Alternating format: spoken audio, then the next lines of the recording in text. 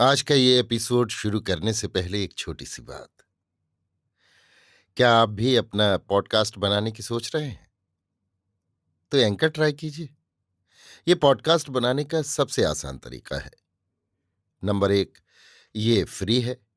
Number 2, इसमें कई सारे ऐसे टूल्स हैं जो आपको अपने फोन और कंप्यूटर पर रिकॉर्ड और एडिट करने की फैसिलिटी देते हैं।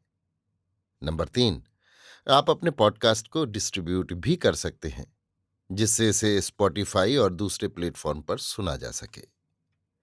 तो डाउनलोड कीजिए फ्री एंकर ऐप या विजिट कीजिए anchor.fm पर अपना पॉडकास्ट स्टार्ट करने के लिए।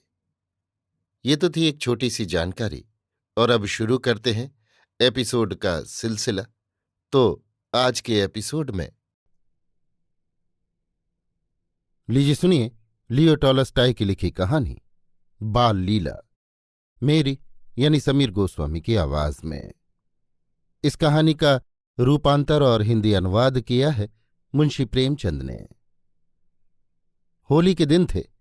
रात को वर्षा हो जाने के कारण गांव की गलियों में पानी बह रहा था। एक गांव में दो छोटी छोटी लड़कियां नवीन वस्त्र पहने गली में आकर खेलने लगीं।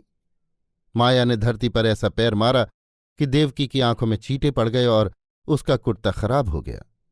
माया डरकर भागना चाहती थी कि देवकी की मां आ गई। उसने देवकी को रोते देख माया के मुंह पर थप्पड़ मारा। माया जोर से रोने लगी। उसकी मां उसके रोने का शब्द सुनकर बाहर आ गई और बोली, क्यों, क्या हुआ? मेरी लड़की को क्यों मार रही हो? माया ने रोकर कहा, देवकी की मां ने मारा। बस, फिर क्या था?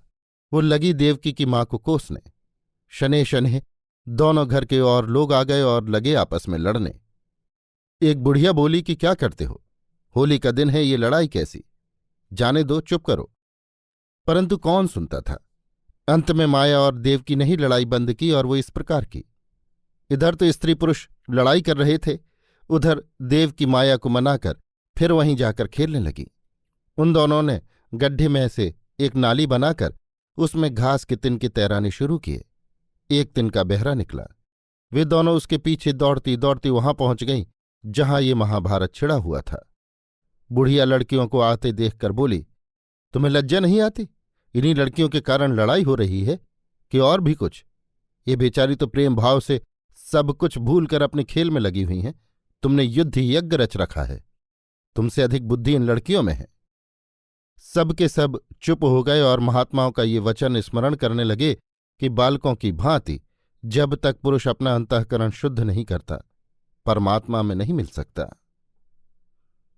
अभी आप सुन रहे थे लियो टॉलस्टॉय की लिखी कहानी बाल लीला, मेरी यानी समीर गोस्वामी की आवाज में। इस कहानी का रूपांतर और हिंदी अनुवाद किया था मुंशी प्रेमचंद ने।